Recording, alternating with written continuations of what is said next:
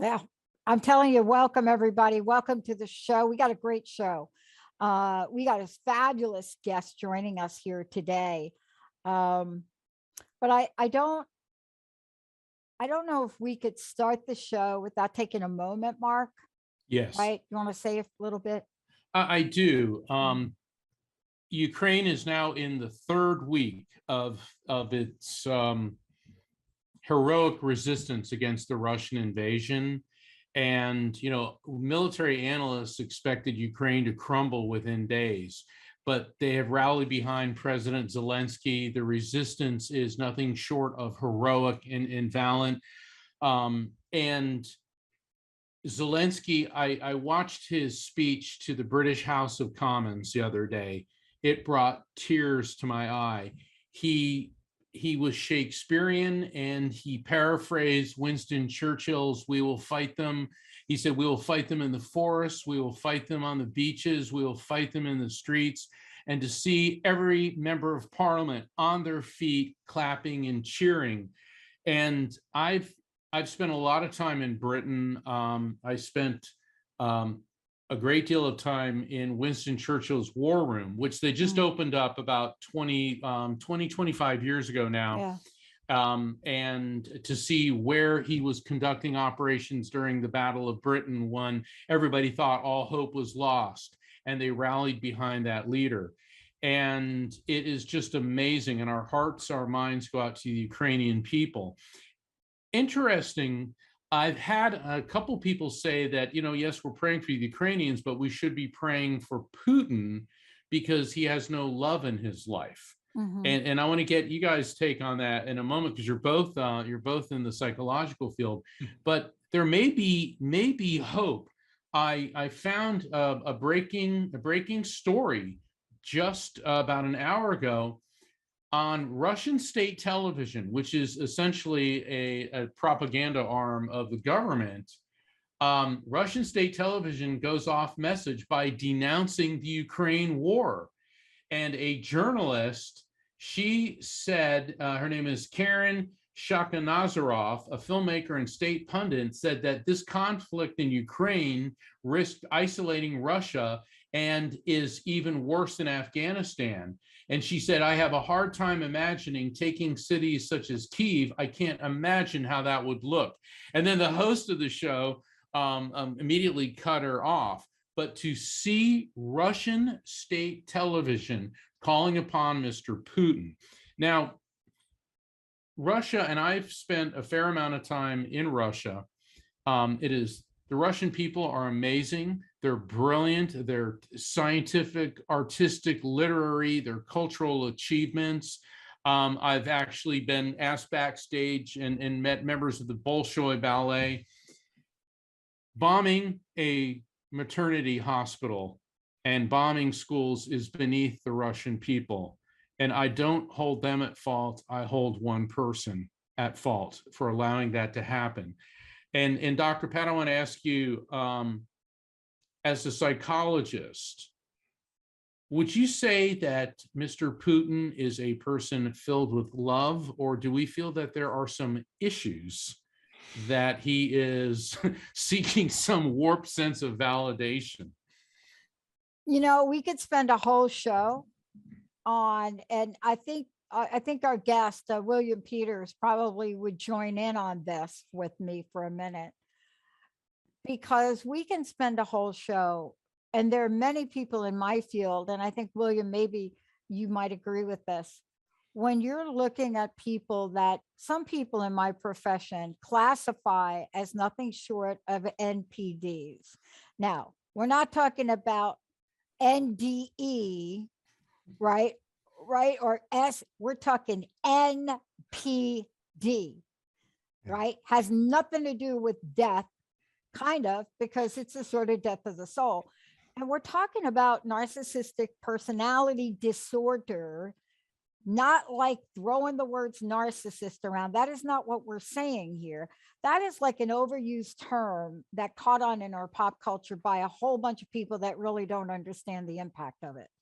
But when you're talking about somebody that has this sociopathic, psychopathic edge, let me call it, because I must have the caveat before Facebook pulls us.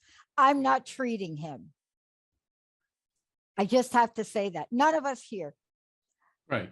There's not much you can do, to be honest with you, Yeah. when you're working with people that have to be fueled by ego. And now we don't have number 45 to fuel his ego now, and there's nobody in his way. I mean, this is the highest pathway for a world leader if you were to consider that. Putting that aside, I just don't get how in our day and age, psychology or no psychology, I just don't get in how our day and age, any country is allowed to do that. That's really the shock for me. It is, and Yeah. and And our well, hearts have to go out to what's going on out there. I mean, Our hearts have to go out to it people. is, and I've been to war zones in Southeast Asia, and when I was in Peru, and William spent a lot of time in Peru as well. When I was in Peru, a third of the country was under the control of a communist insurgency, the Shining Path. Mhm. And then when I was in Southeast Asia, I was at a refugee village of Laotian refugees, which was on the Thai border. So, I've seen this, but I've seen some of the fallout of war, but to see the children and the women and the elderly people. I mean, 3 weeks ago, these people, they were like us. They're going to the movies, they were going to cafes, they were just having a life. And then this happened. And I saw this one woman being interviewed on the street, and she said, "Never take peace for granted." Oh, And I've done readings for people who lived through the London air blitz. They were elderly, and once again, we could do a whole show on that. So yes, our hearts definitely go out to the people of Ukraine in this heroic struggle. yeah. And I can't help but to think it's David against Goliath. And every military analyst is saying, what's Putin going to win? A devastated country that's filled with a hostile population, and Russian boys are already going home in body bags. Yeah. They said, so if we're going to pray for something, pray that he figures a way out of this that doesn't involve weapons of mass destruction. So I want to change the tone a little bit here and introduce my friend and colleague, William Peters.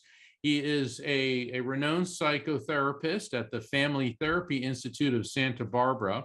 He focuses on end-of-life counseling.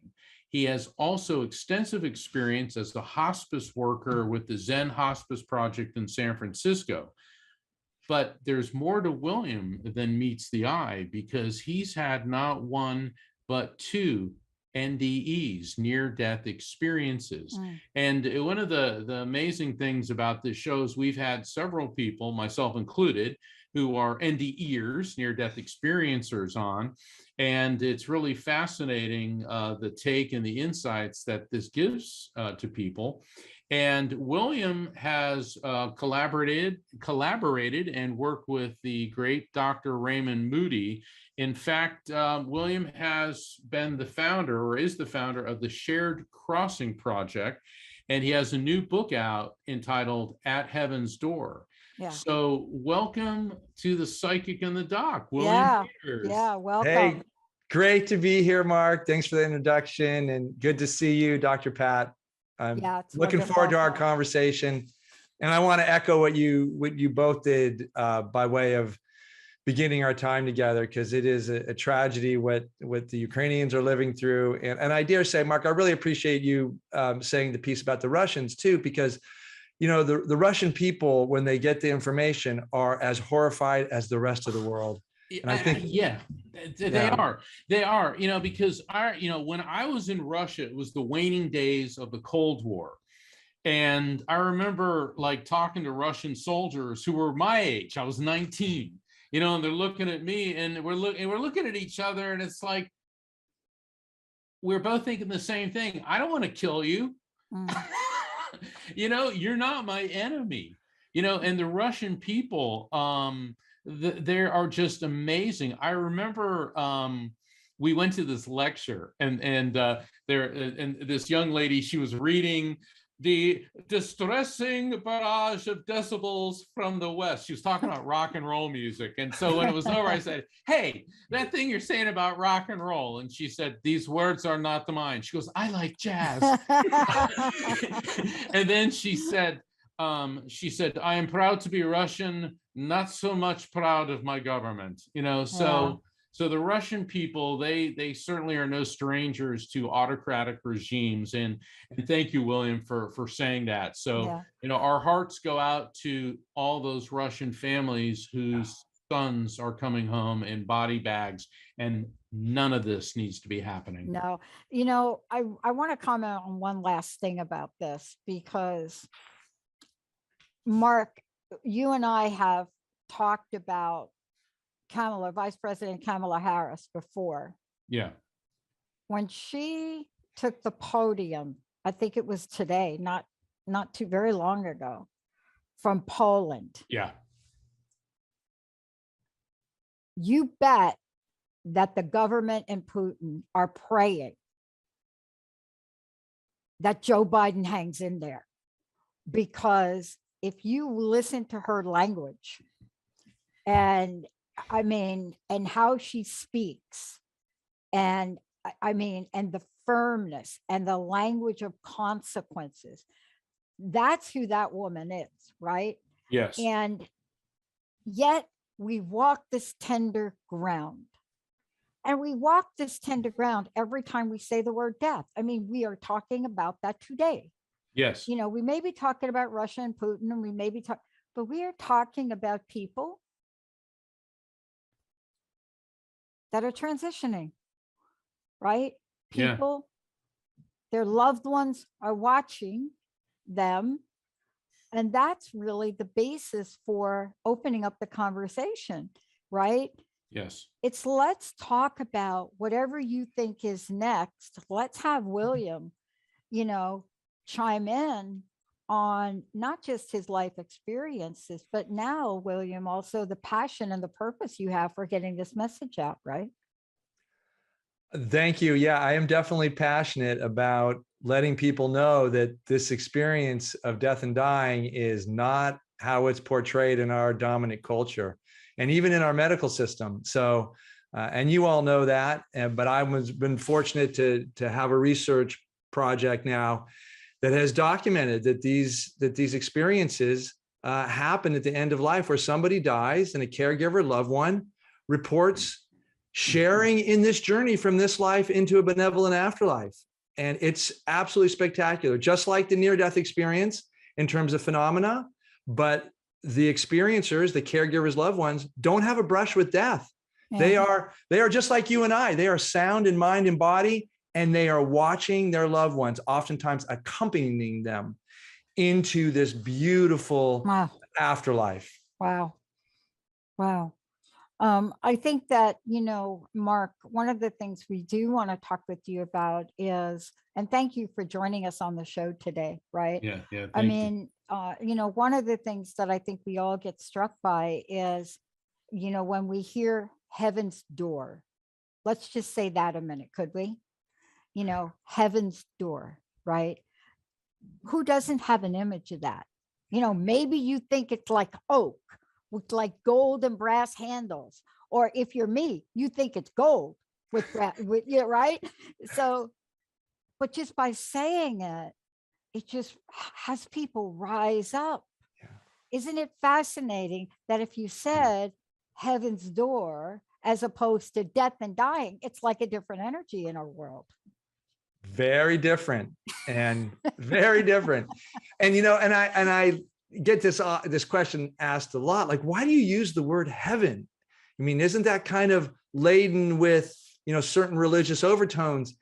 And I said, I do think it has a Judeo-Christian overtone to it. And yet everybody around the world, every great wisdom tradition has a notion for a benevolent afterlife. Yeah. Call it heaven, call it a particular bardo, whatever it is, this notion exists. And I apologize to those for using heaven if they think it's a little culturally narrow, but it does work because it does describe the experience that is the culture that I grew up in. And I wanted to start there. Well, yeah, you know, I love that you did too, because heaven, haven, right? I mean, no matter potato, what we're talking about is some view that different cultures have of another place, another space, another energy, another, you fill in the blank, right? Yeah. Mark, sorry. Well, no, it's, you know, we have to realize too that heaven is a word to describe the transition into infinity. And, you know, I hear people, there was controversy, I think it was about 2 or 3 years ago, about some professor getting fired because he said that Allah is the same as the Judeo-Christian God. And people are like, no, he's not, no, he's not. Well, Allah is simply the Arabic word for God. Okay. In Hindi, it's Rama. You know, so we get all these words. And, you know, heaven, and like William said, it's a benevolent afterlife. Some people call it paradise. The Chinese call it the happy valley. The Greco-Romans call it the Elysium fields. But we're all talking about the same thing. It's sort of this, you know, club med that you don't have to pay for, you know, as opposed to hanging out in a garbage dump, which is, you know, planet Earth oftentimes. Yeah. You know, my mama was from my stepmama was from the deep South. She'd say, girls, someday we all gonna be going home. Yeah. Now, we didn't think she was talking about taking a trip down the South. But she would say, yeah, we're all gonna be going home. That's where we started. That's where we'll be going. That was her version of it. And I always found that interesting. I must say, it took me a couple of decades to realize what she was saying, but that's what she meant. You know, I was having lunch with my mentor, Father Sonny, and I've quoted him in a couple of my books, and he was hilarious. We were joking about heaven. You know, like he said, well, there's Jewish heaven, there's Catholic heaven, there's Protestant heaven. I go, what do you mean? He goes, well, Catholic heaven, you know, there's bingo and gambling and drinking. You know, he goes, Protestant heaven, they don't get to do anything, but they're happy. And he goes, Jewish heaven, he goes, hey, you know, your credit card's got an unending limit. I mean, he was joking, but he was making the point that everything is about love and that we all create these points of reference to describe what we in a finite state is essentially undescribable. Now, I'm gonna, William, if you would, could you explain for our audience, and you know, we have a smart audience, okay? We have a worldwide audience, we got a really great audience, but there may be some people who are not familiar with what a near-death experience is. So let's start there. What's a near-death experience, AKA NDE? Yeah. So a near-death experience occurs when somebody has a brush with death. Yeah. And they are reported, you know, in hospitals where people are having medical procedures. There's a good deal of research by Pim von Lommel in Europe, who talks about people having these cardiac surgical procedures, and about 18% of them will report having these near-death experiences. And the experience usually is something like, you leave your body. You can actually, in some of these, everyone's unique, but the dominant features are you see yourself, your physical body down below. You often go to the light. You can have a life review. You can see deceased relatives. There's a whole, you know, option of really wonderful features to be experienced. So, but I should be clear, near-death experiences can also happen. They can be stress-induced. We know that there are people that have these experiences with no physical apparent brush with death. It's more psychological. And these are coming out more and more, these trauma-induced near-death experiences. There was some disagreement about whether they should be let into the club of NDEs, but I think I don't mean to laugh, but I know. I mean, no, that is really true, because, you know, I'm so glad you brought that up. We did an interview a couple of weeks ago, I believe it was, where the person we were speaking with at the time had an experience very similar to mine, but yet it may not get you in the club. The fact that you pass out, you don't remember anything, and you find yourself on the way in an ambulance hooked up to things, may or may not qualify, but you're so very different the next day. Yeah. Right. And, Yeah. you know, what I love about this is that we're kind of becoming like a little bit more open-minded, I think, maybe.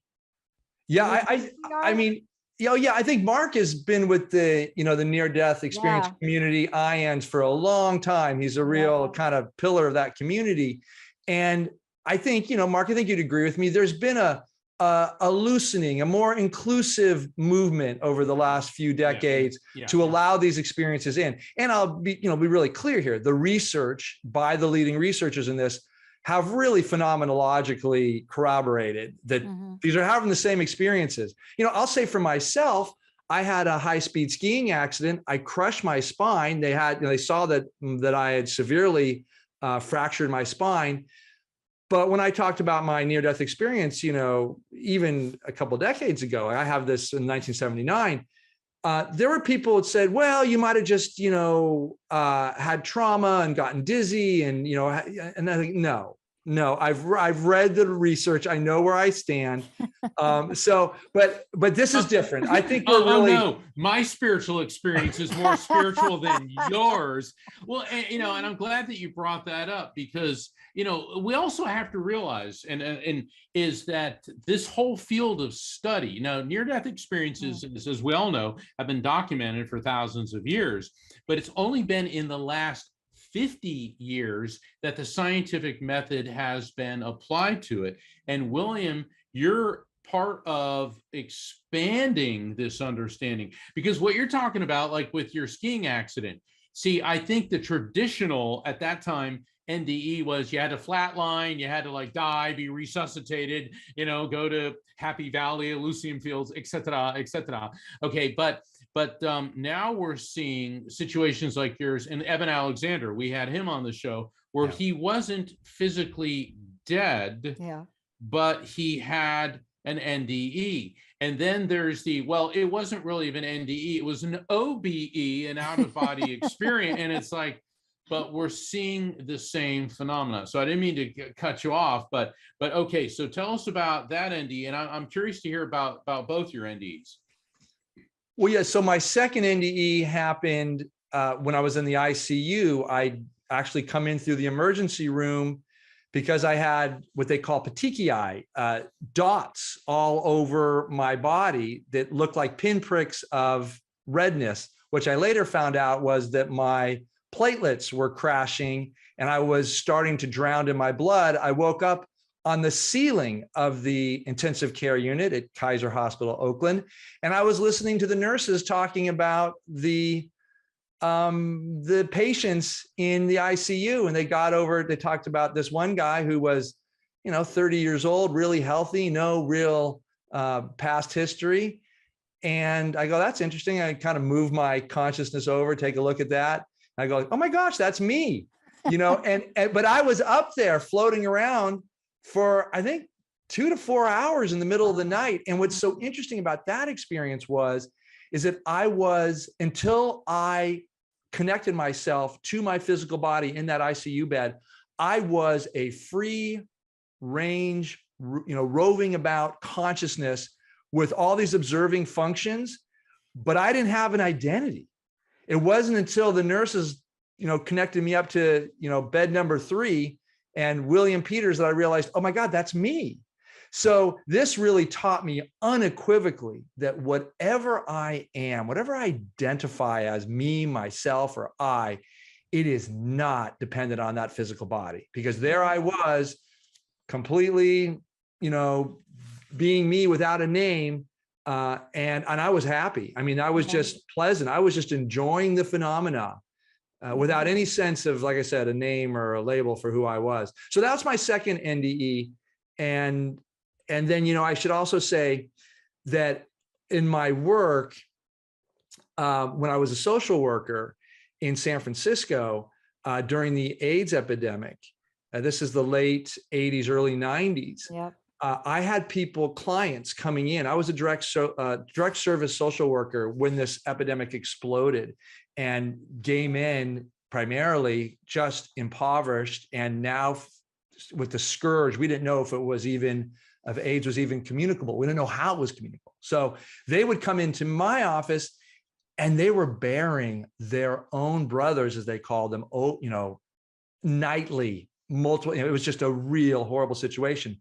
But I heard about these shared death experiences, and one in particular from Brad, who I was quite close to as a client, because he was a very sophisticated man. He helped these communities deal with death and dying. He was basically a psychopomp, and that's a skilled man. And he came into me one day and described this experience where he said, "Oh yeah, we were gathered all around Randy last night, and at the moment of his death, he rose above us in a beautiful cylinder of light and looked around at all of us and said, 'Thank you.' And he was healthy and radiant and happy.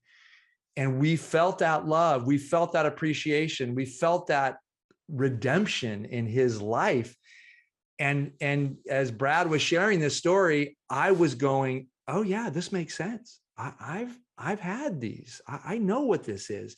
As it turns out, that became a way that others would come share with me. So here I was, just somebody who was not the least bit judgmental because I'd had them and I had no reason to doubt these.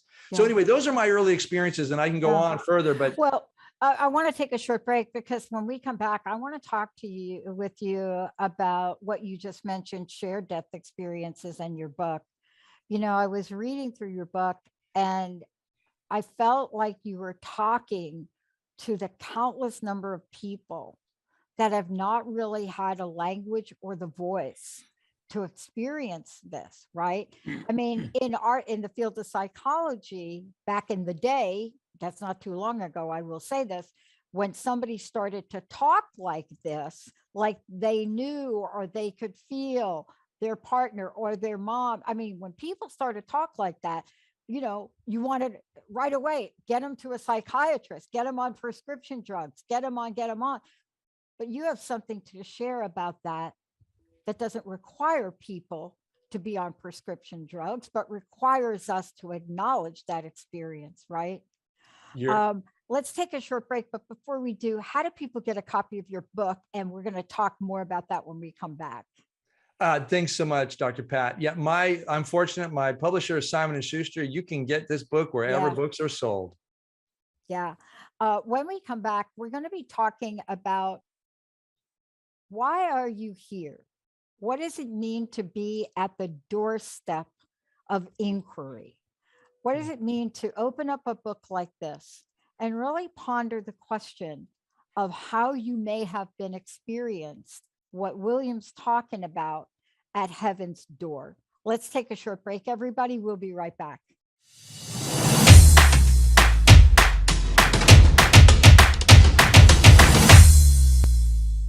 Hey, everybody, welcome back. And we're really excited to have all of you meet, if you haven't met him already, William Peters. And by the way, we are talking about this phenomenal book, At Heaven's Door.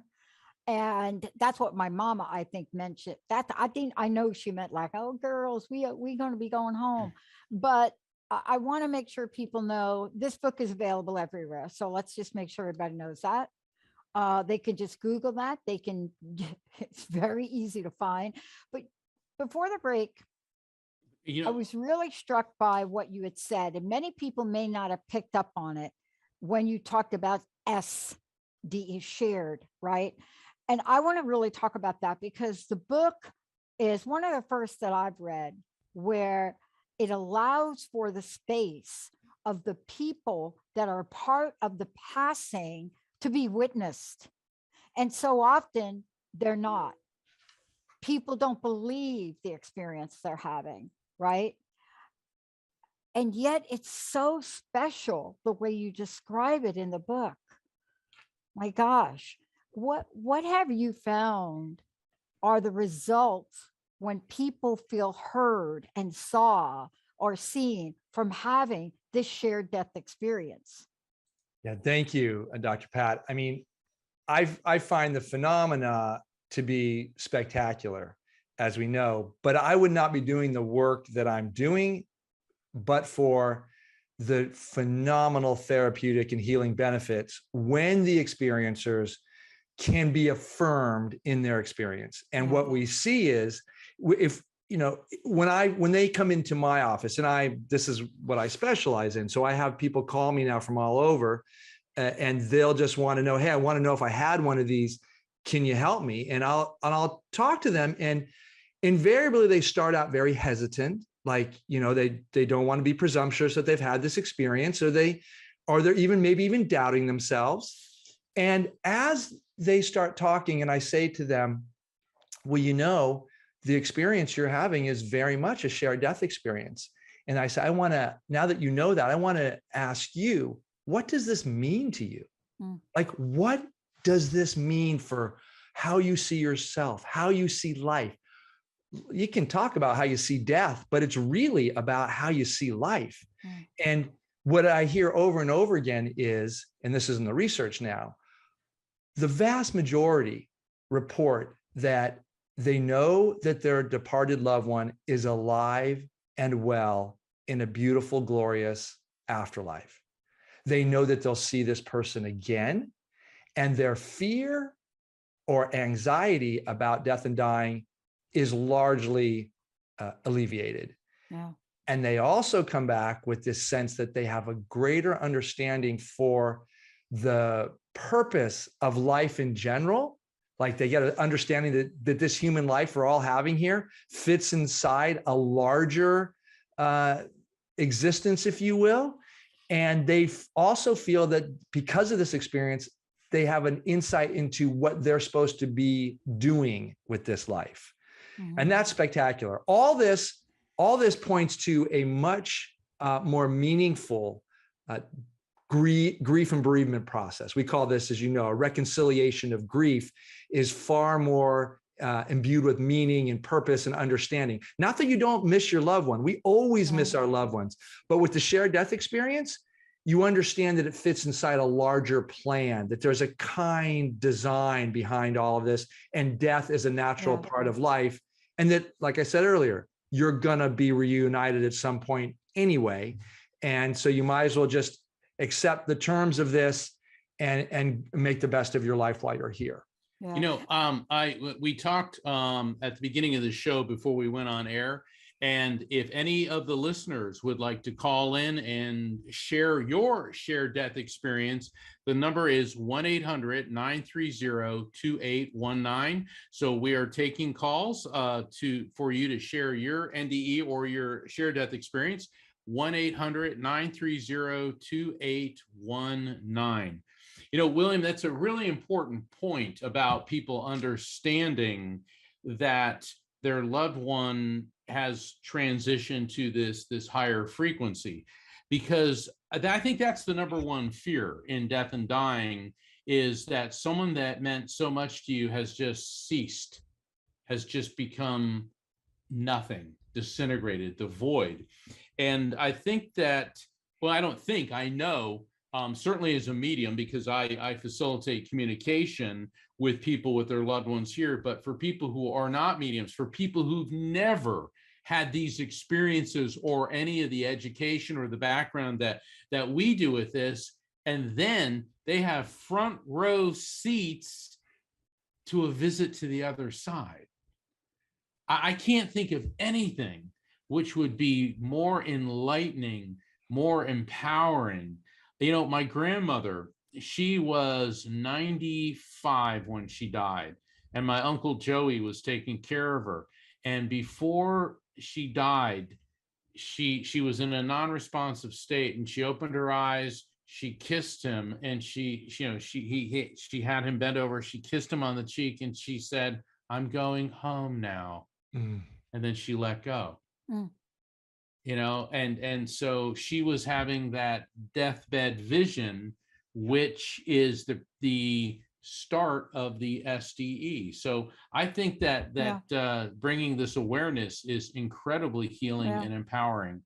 Yeah, I want to ask you a question around this as well, Mark. Piggyback off that, William, for you, because I have battled for a decade. I don't do it much anymore, but I have battled in my profession for the case of Elizabeth Kubler-Ross, who wrote the 5 stages, was never meant. So this was my argument, was never meant for the living. And, people would ask me, why are you arguing that? I said, because if you apply, and she said it, this is when your death is imminent, these are what you go through. Like if you're dying, this is for dying people. But the profession wants to pick these up and apply them for people that are living. And I think when you do that, we diminish the shared death experience, because it is explained away by the model that she presented, which was never meant for living people. That's and a really good point. Yeah, she spent a lot of time studying near death, and I mean the scandals around her. Of course, she was acknowledged in the end, but I've often thought, does her model, can it be superimposed on the living? Yeah. And I think maybe, but what does it cut out in the thousands of years that there were ceremonials around death by the living? Do you know what I'm saying? I mean, people just didn't die back in the day. They had like celebrations. They had like river things they did. I mean, this was like a thing. Well, Dr. Pat, you have Italian heritage. I have Italian heritage, and and I see like in my grandmother and then great grandmother's day, when a man died, his widow would wear black for a year. I mean, obviously they've gotten over that in Italy with the, Gucci, Versace, and it's like, I'll wear black for a day, and then we're going to, but the thing is, that was also very empowering for those people, because, grief isn't something we get over. Now, the three of us have a different take on grief and a different take on dying. And I'm not suggesting for one nanosecond that we're immune to the pain of losing a loved one. We can talk about, and I've perceived the other side on, almost a daily basis. William certainly has, Dr. Pat has. And yes, it's wonderful, but it still hurts when people that we love die. And the understanding of the afterlife through an SD, through a shared death experience, and through spirit contact in the various forms, is part of an integral approach to coping with loss. But people still need to go through the actual grieving process. They need to cry, they need to feel, and denial is not just a river in Africa anymore.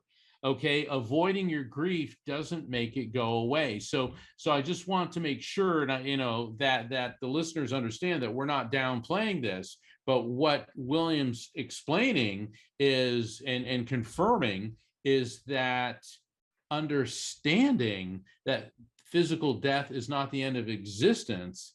I think that's an amazingly healing step in coping with loss. Yeah. That's it. Mark, you just nailed it. It's that if the shared death experience teaches us anything, is that life is the substrate of existence. There is no way that you can not be. We are all here somewhere. And that's just the way it is. And I think what's so beautiful in the research, now we have, 250 some odd deeply analyzed shared death experiences. Almost every one of them says, I wish I had known about this before I had it, because I had to struggle so much to validate it, to make it legitimate. And this is, Dr. Pat, you so wisely outed us as mental health professionals, how we just don't have space for this reality. It's not so much that we knee-jerk, 5150 people or, send to the psych ward. That can happen in some places. But what we don't do is we don't say, hey, you just had a gift and I want to help you process this, integrate it, really get the therapeutic benefits of it, because this experience will transform you and everyone in your family. Share this story. And what we find, sadly, is when we're interviewing people and I'm talking to them clinically, I'm often the first or second person And if there's been more than two, they've been rejected and shamed by one of them or doubted, so we need to get the word out. I mean, that's the mission of the Shared Crossing Project. No, that's what I think. Yeah. I mean, I was really touched by part of the book where I think you were talking to Maria or Marie, I believe that was her name. And you had tried to express condolences. I'm sorry for your loss. And she actually didn't answer you. And then finally, I think after, what did you do? Rephrase it like 4 times or something.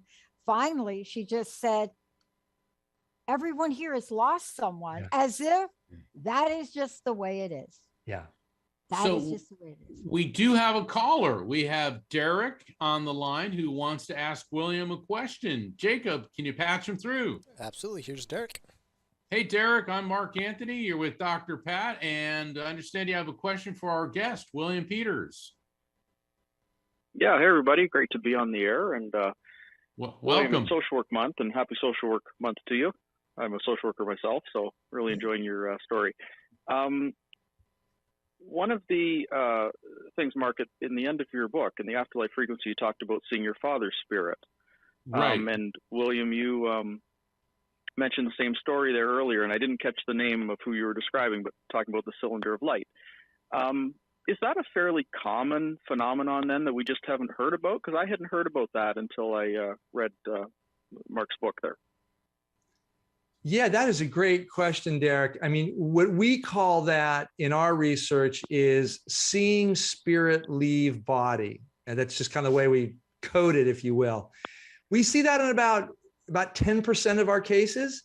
But what's so profound about it is when the experiencer, the caregiver loved one, is observing this, what they say is that, oh my, I watched my loved one leave their body, usually very gradually float up, and there's still communication going on.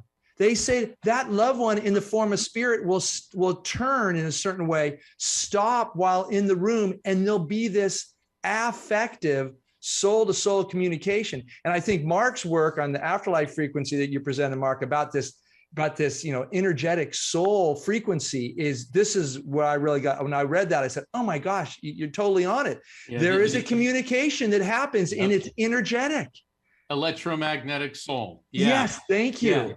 Yeah. And the electromagnetic soul explains all the forms of spirit communication, and it explains the mechanics of why a shared death experience occurs. And so when people are in close proximity to somebody who is actively dying, and the people in close proximity are not actively dying, there's an overlap of brainwave frequencies between the EMS, the electromagnetic soul, the transitioning person, and the bystanders. So it's like an overlap between 2 different radio stations. You all of a sudden get caught up in 107.9's talk show when you were on 87.5, but you get this overlap, and then you become part of it for however long, for a few moments. And throughout history, people have reported shared death experiences. I mean, there's biblical accounts of people seeing angelic beings and spirits of light. All these cultures throughout thousands of years have been reporting these. There's even thought that A Christmas Carol by Charles Dickens is an account of a near-death experience, and that it's the life review, at least the first 2 ghosts. Christmas Past, when Ebenezer Scrooge was almost a nice young man, and then when he became a real stinker was the Ghost of Christmas Present, and then he sees what could come. So the funny thing is, and Charles Dickens, we know, almost died on several occasions. Was that also a DNDE? But that's another story. But the thing is, what William has brought to light, William has applied the scientific method to these phenomena, which have been reported not only through physicians, but also in literature, things like A Christmas Carol. So Derek, I really want to thank you for calling in and sharing that. Thank you. Yeah, Thank you. Yep.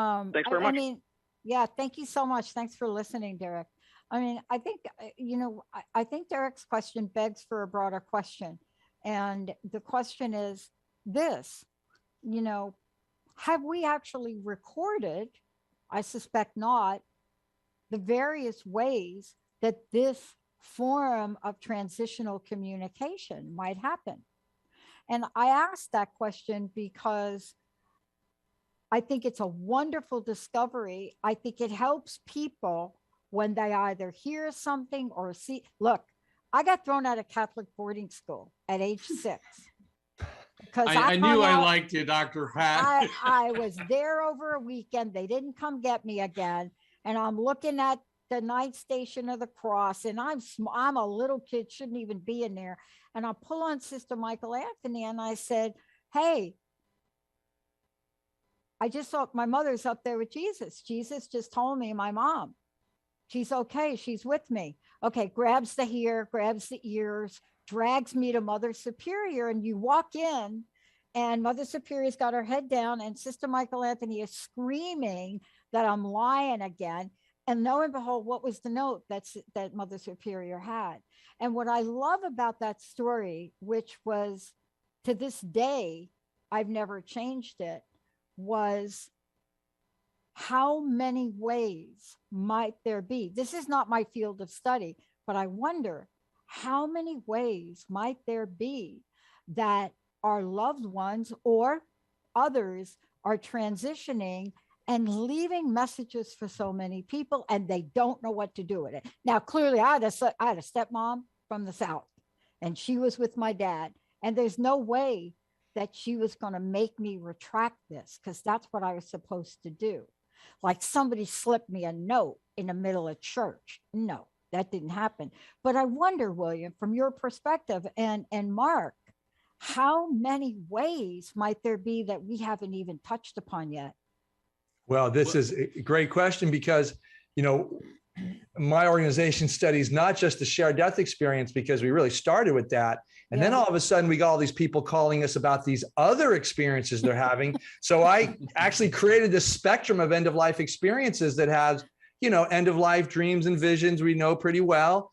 But there's a whole host of other forms of after-death communication that happen anytime after a death. But I have charted them out so you can see certain types of communication that happen in proximity to an actual death. But you're right, the communication is there in a myriad of forms. And I think most of us, not because we're not smart or not because we're not even aware, it's because we aren't allowing the growing science, let alone the deep spiritual traditions, tell us that these experiences happen. They're not just for saints and super spiritual people. They happen to every people like you and I. I mean, we're pretty special, but they can happen to anybody. Not when I was 6. No. Yeah, exactly.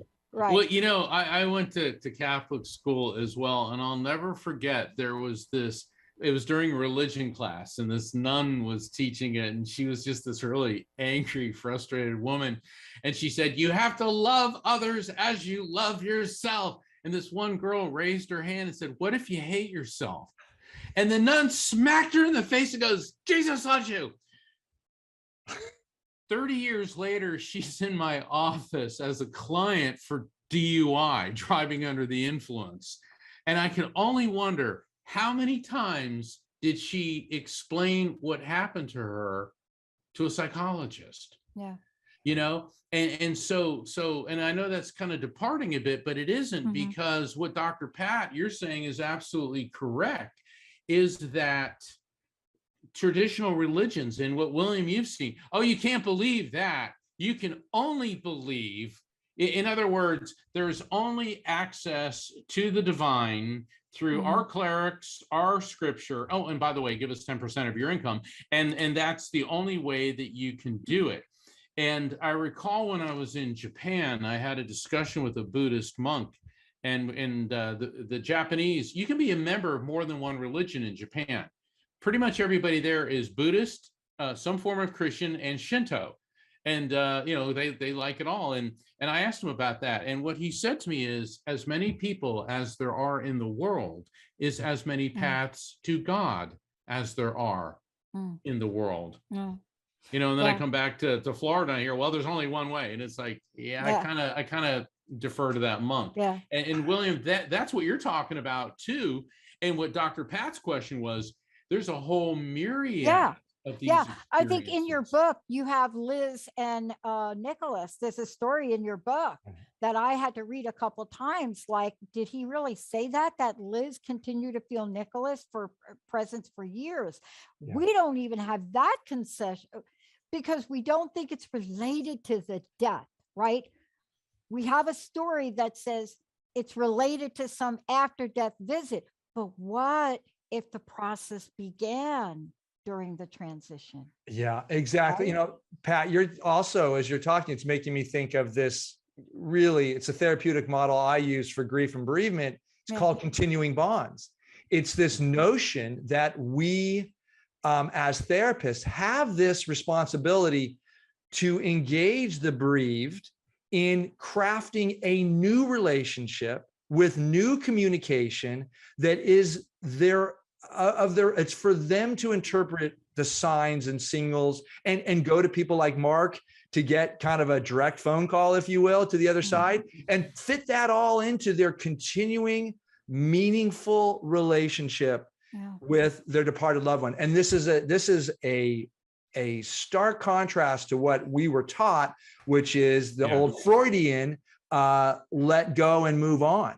And that who can do that with our loved ones? No mother who loses a child, or even a parent, anybody who loses a significant wants to do that. They want to hold on to that love and integrate it into their life.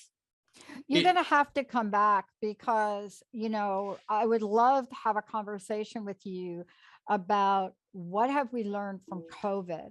What have we learned from those passages? And how closely does it relate to the AIDS epidemic? Because I was in New York and I volunteered, and the energy and support around these people that were transitioning, you could feel the collective. I mean, first of all, they were all thrown into a wing at a hospital and isolated. How much is that like COVID? And there was a collective energy. The difference was we were allowed to be there. With COVID, not. I hope you come back and talk a bit about what you've learned about this process for people that I do believe are not being witnessed now after COVID.